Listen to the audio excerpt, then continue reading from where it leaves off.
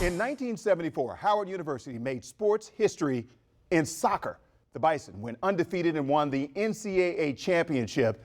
They were the first and only HBCU soccer team to win the national championship. And joining me now is the head coach from that team, Lincoln Phillips, former player Keith LaCoy, and current athletic director Kerry Davis. Good morning, gentlemen. Good morning. We got a trifecta of greatness here with Thank you. you. All right, so look, I want to talk about this. This was back then, soccer's a global game. Right. Here in this country, back then, probably not as global, especially when it comes to HBCU. So how big of a deal was this to win that, first of all, to be good in soccer and to win that championship? Well, back then, professional soccer just started in '68 with the North American Soccer League. And I was one of the players coming in from the Caribbean. I had players from Africa and from Europe coming in to really make the professional league something. And so that was my introduction into the game. The game, black folks looked at the game as a sissy game, and the white folks the white folks looked at the game as a communist game.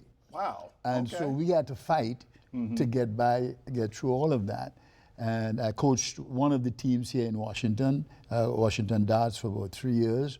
And then I met Coach Chambers, and that's how the Howard thing started. But it was still very rural at that time. And then when we started to play Howard, we had some very talented players from Nigeria and the Caribbean, and so the game was very stylish. So the game took off for a while, and we were responsible for the development of soccer in this area in particular. Right. Kerry, this was a big deal for Howard University. Talk about the impact that had 1974 to now.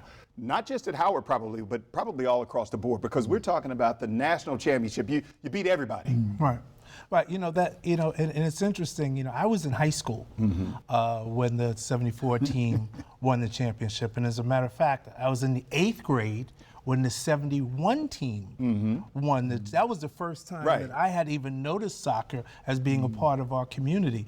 And so I think the impact that both of those teams had, both 71 and 74, had on the black diaspora, if you will, was realizing that soccer was becoming at that point a national sport that African Americans and people who looked like us could compete in. There were no soccer fields in the Bronx, right? So we were playing, basketball and football were our only sports. So I think that team was the inspiration for a lot of young black youth across the world, not just in America, but across the world, realize right, that this could be something that we could excel in. Right.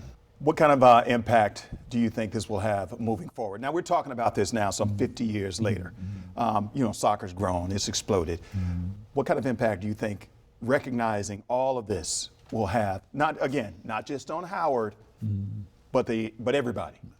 Well, I think one of the things you started out with was the idea of a national championship, right? I mean, I think when I look back even at our other sports and say what is attainable, I talk to them about, I just don't want to win the conference championship or this league championship.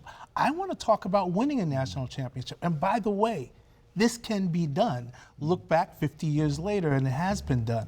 And so in terms of looking at all of our aspirations, I think, as an HBCU, right, as a proud HBCU member, we now look at the national landscape as the possibility of what can be achieved.